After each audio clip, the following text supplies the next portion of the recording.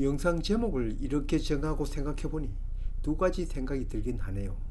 하나는 밭에 호박구덩이를 파야 하는 까닭을 얘기하는 것 같기도 하고, 또 다른 하나는 밭에다 호박구덩이를 파는 것이 이상하다는 뜻으로 들리기도 합니다. 미리 결론부터 얘기하면 후자입니다. 밭에다가 힘들게 구덩이를 파서 호박을 심는 것이 필요한가? 꼭 구덩이를 파서 호박을 심어야 호박 농사가 잘 되는가입니다. 구덩이를 파지 않아도 될 곳에 생각 없이 구덩이를 파기보다는 차라리 그 힘을 여기에 쏟았으면 더 좋지 않겠나 싶어서 이 영상을 올립니다. 그렇다고 구덩이를 파고 호박을 심어야 하는 곳은 있습니다. 바로 이런 곳이죠. 밭이 아니고 밭둑이나 유유지, 황무지 같은 곳에서는 구덩이를 파고 호박을 심어야겠죠. 그냥 그대로 심으면 거기에서 호박이 자랄 수는 없겠죠. 당연히 열매도 맺기 어렵겠죠. 아니, 호박이 아니라도 여기에 그냥 심어서 잘 자라고 열매 맺을 작물은 없습니다. 당분이 있다 없다를 떠나 대부분 자갈로 이루어져 있다 보니 5월 건기에는 견디기 힘들 겁니다. 그러니 구덩이를 깊게 파고 다른 곳에 흙을 넣거나 호박을 심을 곳이나마 자각을 골라내어야 할 겁니다. 저는 토종호박은 이런 밭둑이나 유유지에 가꾸다 보니 심기 전에 충분히 대비했다고 하지만 건기에는 사흘이 멀다 하고 물을 몇 양동이씩 부어주어야 했습니다. 그렇지만 그런 염려가 적은 밭에 호박을 심을 때도 구덩이를 깊게 파고 심어야 할까요? 왜 그렇게 심고 있냐고 물어보면 호박은 옛날부터 이렇게 구덩이 파고 대비 많이 넣어 심으면 잘 된다고 얘기합니다. 호박은 구덩이를 파고 심어야 하는 것이 고정관념으로 박혀 내려오고 있습니다. 저도 처음 농사를 지을 때는 밭에 구덩이를 파고 모종을 심었습니다. 다른 작물은 몰라도 호박은 옛날부터 구덩이를 파고 심어왔습니다. 왜 그랬을까요? 우리가 어릴 때만 해도 호박을 밭에 심는 경우는 없었습니다. 밭둑이나 자갈 땅 황무지에 군데군데 구덩이를 파고 당시에는 가장 영양가가 높다 하는 가축분 탭이나 인분을 섞어 넣어 키웠습니다. 그렇게 해도 물빠짐이 너무 좋아 가뭄 때에는 한 구덩이에 한 동이씩 물을 주기도 하였습니다. 손바닥 농장은 여기처럼 잎을 따먹고 나중 늙은 호박을 얻기 위해 방임식으로 키우는 토종 호박은 아직도 밭에서 심지 않고 옛날 방식으로 심습니다. 그러나 그러한 염려가 없는 곳에서도 전통처럼 그렇게 해서 심을 필요는 없을 겁니다. 지금 여기는 밭이 아닌 유유지지만 밭에 심는 것처럼 가꾸어도 호박 얼마든지 따먹습니다. 물론 호박은 덩굴을 넓게 뻗고 특히 토종 호박은 봄에 심으면 가을 설이 올 때까지 재배하니 자리도 넓게 차지하고 양분도 오래도록 필요합니다. 봄밭에 심더라도 호박밭 만들 때는 완효성인 유기질비료 충분히 넣고 방임 재배 시는 간격도 넓힙니다. 드문드문 심는 까닭에 온 밭에 퇴비를 깔지 않고 호박 심는 곳을 중심으로 시비할 수도 있습니다.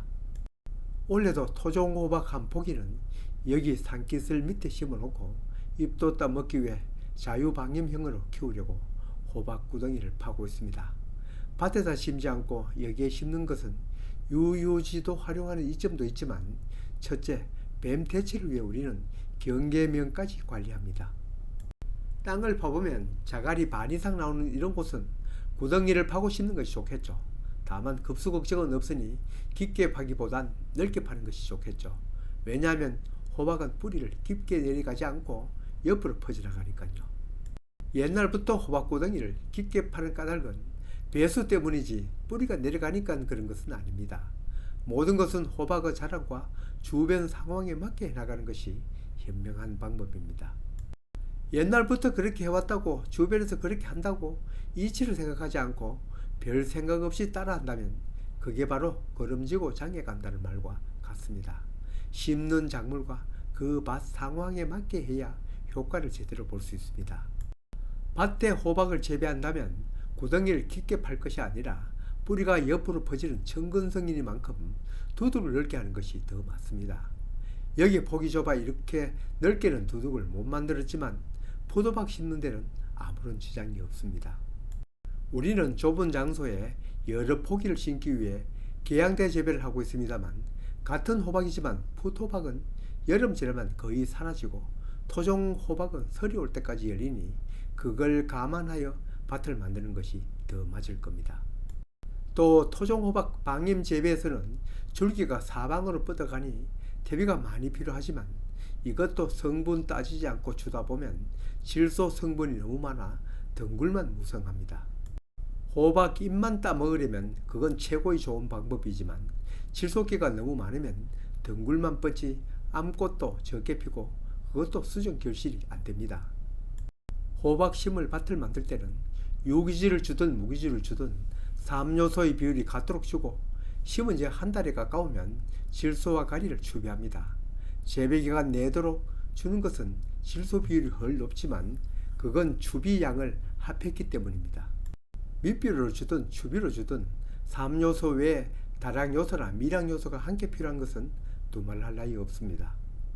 질소는 모든 작물 재배에서 줄기가 잘 뻗는 데는 매우 효과적이지만 열매를 맺는 데는 불리합니다. 과수이든 채소이든 질소 잘 따르는 것이 무엇보다 중요합니다.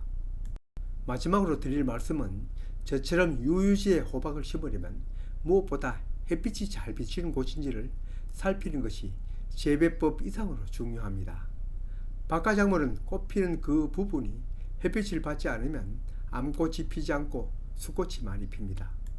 품종마다 차이가 있는데 어떤 것은 열 몇 마디 지나야 암꽃이 하나 피고 어떤 것은 한 마디 지나서 등 나름대로의 규칙을 정해서 암꽃이 나오는데 같은 품종이어도 햇빛을 충분히 받지 못하면 그 간격이 늘어나는 것을 확인할 수 있습니다.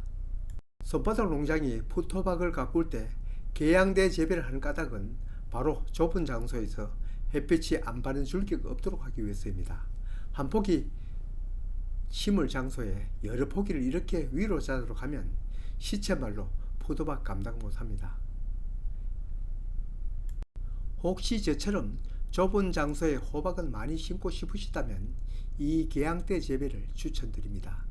지금 여기 한 포기도 심기 어려운 곳에 작년에는 8포기 심었는데 올해는 대를 더 높이 연장하여 10포기를 심었습니다. 어느 작물이나 햇빛이 잘 들지 않으면 열매 잘 안 맺습니다. 그 중에서도 박하작물이 제일 영향이 크더군요. 위로 수직 재배하니 햇빛 못 받는 부분은 없으니 땅에 재배하는 것보다 호박이 더 많이 열리고 또 빨리 큽니다. 호박 하우스 철골에 올리거나 줄에 올리는 것은 널리 하고 있습니다. 그러나 이렇게 높이까지 호박을 올리고 순관리, 열매 따기 등의 관리를 위해 계양대 깃발 올고 내리듯이 하는 재배 방법은 이 손바닥 농장이 처음일 것입니다.